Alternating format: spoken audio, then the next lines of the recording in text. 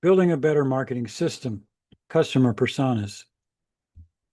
I'm Bruce May, the founder of Bizperity and your instructor for this series. This course, Brand Marketing Basics, includes two micro courses, Creating Your Brand and Customer Personas. This micro course, Creating Your Brand, includes the two micro lessons shown on the right, how to create a customer persona and using personas in ads and content. This video covers our micro lesson using personas in ads and content. Be sure and download our ebook, Creating Your Brand from Vision to Brand Promise, available in our content library on bizperity.com.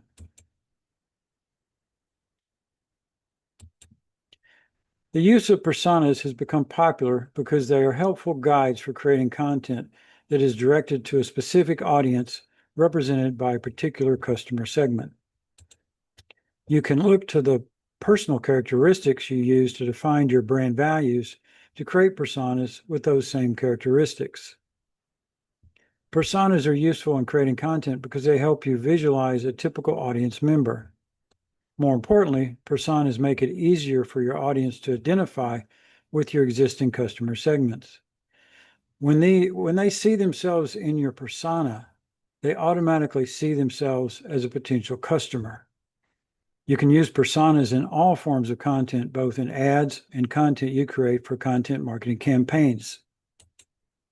Avoid using personas as a crutch to assume you know your audience, when in fact you need to do a better job of understanding your customer segments in the first place. Take a lesson from film and television, where writers create characters that are authentic. Their characters come across as real people. Personas should be authentic, not just two-dimensional characters. Remember, the key to making a good persona is this: connect your personas to specific needs and challenges that are common to their customer segment. Here's a trick you can use from our previous micro lesson on brand values. Recall that we said personal values connect to common human emotions. Choosing personal values for your brand make it more accessible because your brand becomes more human. So you can look to the personal characteristics you use to define your brand values to create personas with those same characteristics. Recall the various ways we described for creating customer segments from our video on defining customer segments. You can define customer segments based on customer status, traditional demographics, firmographics, product categories, needs, goals, or challenges, customer buying behavior, geography, or your own creative groups. 4 of these provide good options for creating customer personas. Traditional demographics are good if your customer segment is unique compared to the general population. Firmographics, identifying characteristics of the industry itself. Think of attorneys compared to the crab fishing industry. Completely different types of characters. Product categories. These are good if your product categories map into customer segments with unique characteristics. Think cosmetics versus sporting goods, just to name 2. Needs, goals, or challenges. We've already shown how powerful these can be for creating personas.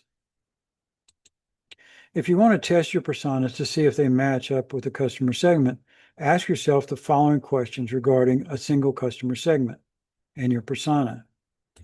Do your personas share common needs and challenges that your products or services address? Does your audience respond to campaign messages in the same way? Are they interested in the same kind of content? Do they have the same kinds of questions? Are your personas unique compared to other personas in other customer segments? Creating customer personas that match your customer segments makes them more effective, but you can only use them for campaigns directed at the right customer segment. When using personas to create ads and content for content marketing campaigns, you may need to use more than one character. If your campaign is focused on only one customer segment, all the characters in your ads or content must be variations on the same persona. Otherwise, you're mixing up customer segments with different personas. Make sense, right? For example, if your hair salon and women are a main customer segment for your business, you can have as many different female personas as you like because they are simply variations on the same persona for that customer segment. The same goes for men, since they are also in their own customer segment for a hair salon. If you have a diverse customer base, like a restaurant, personas may not help you as much, since you are already appealing to a large target market with people who all share the same common need. But there are usually ways to find unique customer segments in any business. For example, restaurants can target weekly lunch customers, dinner customers, and weekend customers. If your campaign is targeted more broadly, as brand marketing campaigns often are, then you may want to have multiple personas in the same campaign.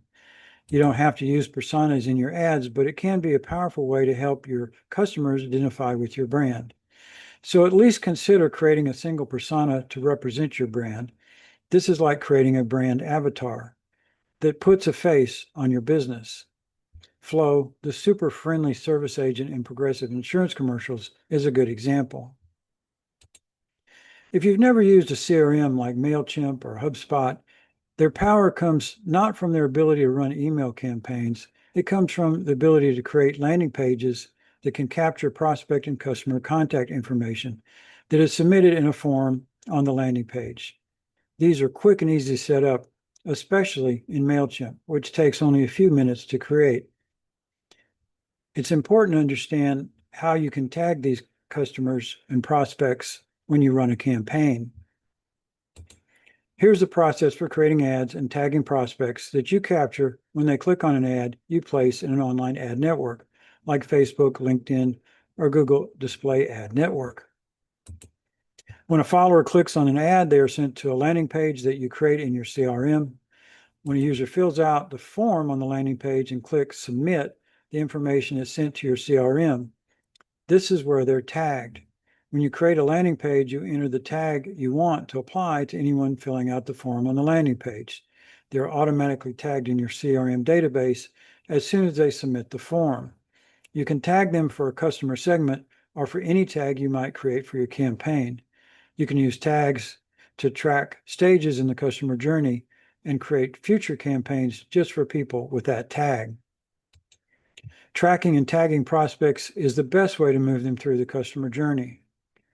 When you set up a landing page, your CRM can trigger an email that automatically goes to the follower.